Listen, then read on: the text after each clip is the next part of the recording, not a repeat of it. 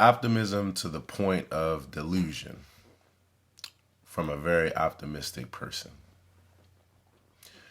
I may be by myself with this perspective, but there are times in life where positive thinking can and will change your situation and emotions. Then, if we're honest and mature, we can admit that there are times, because of reality and the fact that different people deal with varying degrees of situations, that positive thinking won't change the situation. Take victims of harsh, uncontrollable living conditions in third world countries, for example.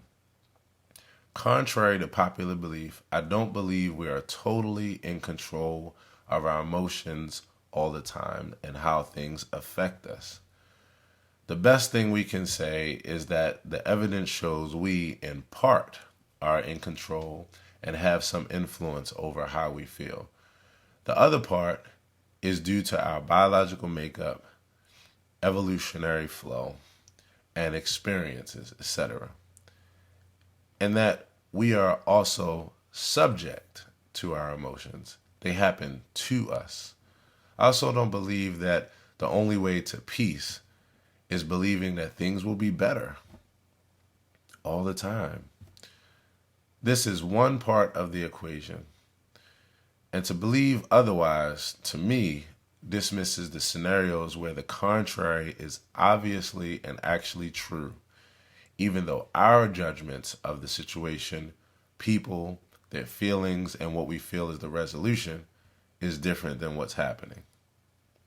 Which, by the way, many times contains assumptions, naivety, denial, and gross oversimplifications of scenarios, causes, and their effects. We all mean well and want the best for everyone. But I feel that this is an unintentional dismissing of very real emotions and situations that are out of one's control. Again, both the situation and how it affects us. I know we feel this way from a very positive and optimistic place. I mean, shoot, this is what I stand for and speak on every day. But in our attempts to be positive about every situation, I believe we create and sustain realistic or unrealistic ideologies, philosophies, and theologies. Matter of fact, let me say that again. I believe that we create and sustain realistic ideologies, philosophies, and theologies that also contain everything from small morsels to extremely large quantities of unrealistic ideas, certainty, and coping mechanisms. I believe the reason this is the case is that A, we feel people will only live positive, peaceful lives if everything is always promised to be peachy now or at some point in the distant future, even after death. B, we don't trust ourselves to be able to cope with reality and decision making on our own. And I want to say the harsh realities. Many of us believe that it's actually true that there's only one way that life works out. And that if it doesn't work out that way, the last thing that is the culprit is our belief system or our beliefs or religions or our theologies or our spiritual paths and their beliefs. We fear a disastrous world if left to our own devices. Another unfortunate trust issue, which makes sense to me from our primitive stages of humanity, but not now. To me, this doesn't give us the room to mature. The same thing many of us are against when it comes to children, because we know without telling them the whole truth, we aren't preparing them for maturity and adulthood. But we do it with us as adults. I believe, first, we are subject to our emotions, and we have some control and level of influence over them depending on the quality of life, our situation, our past experiences, and even what country we live in. But teaching people that if their situation or feelings don't pan out well, it's always their fault alone due to principles that we are guaranteed couldn't fail. And we leave out the reality that life doesn't always work out that way no matter what you do.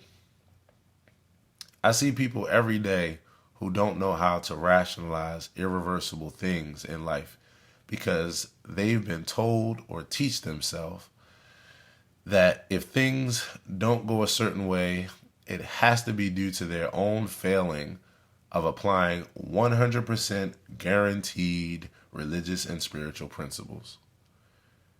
Things are guaranteed, this is the second thing, things are guaranteed to change if they practice a certain belief or ritual.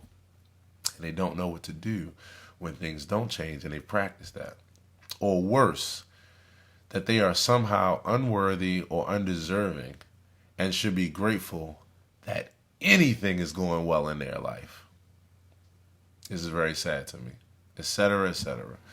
This doesn't mean that some more healthy-minded principles don't work at all. It's quite the contrary. Give it absolutely all you've got. Be as optimistic and as hopeful as needed. Share it with others. But I think there's value in finding peace that does not come from things getting better. Promises, rewards after death, or being able to change your feelings. But honestly accepting that life isn't going to be peachy all the time, and that's life. Accept and strive to be at peace with that fact. Simply from the acceptance that even if all isn't well, that's just life sometimes.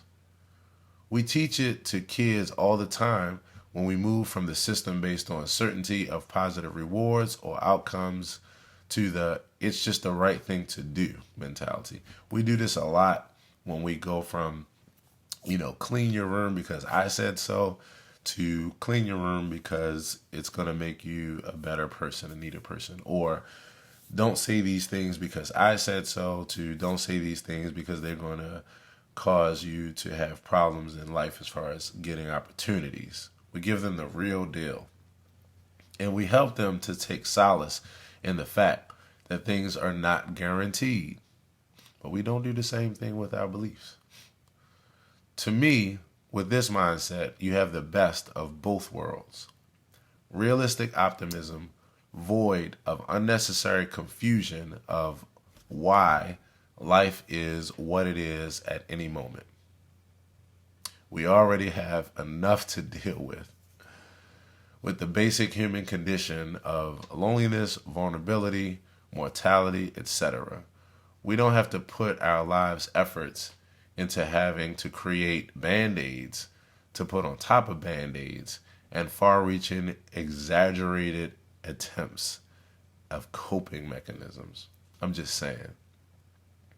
We always say honesty is the best policy, right?